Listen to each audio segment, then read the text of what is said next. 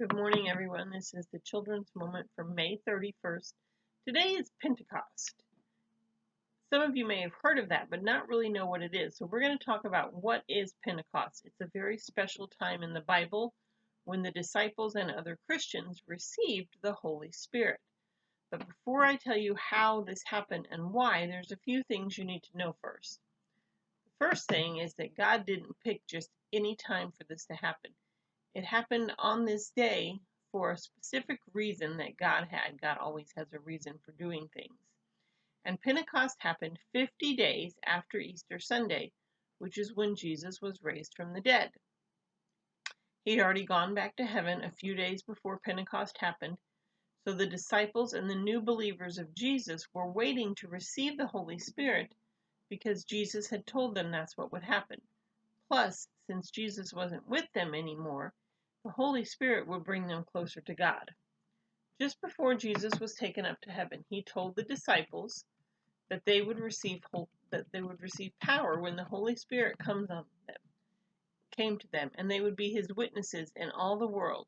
Even more than that, he told them much earlier that the Holy Spirit would be sent by the Father, and that he would do two things. He would teach them all things and remind them of everything Jesus had said.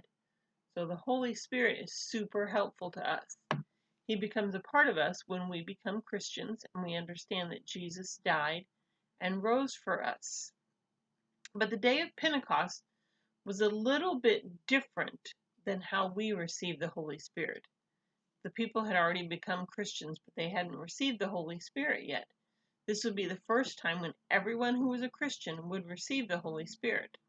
Now, Pentecost was a day to celebrate the end of the grain harvest, and the people would bring some offerings. They would bring 2 loaves of bread they had made from their crops, and they gave an offering of thanks to God, thanking him for the weather and for helping them grow a crop that year. So all of the disciples and some other Christians had come together to thank God, and suddenly they heard something. They heard a really strong wind come from heaven, and it filled the whole house where they were staying. And I have a feeling the windows weren't open either. And then they saw something amazing. They saw tongues of fire that came down and rested on each of them. I always picture it like the tongues of fire were sitting on their shoulders. I'm not sure if they could see them or if it's just the only way they could explain what they felt. But when those tongues of fire came down, the people were all filled with the Holy Spirit, and they began speaking in different languages.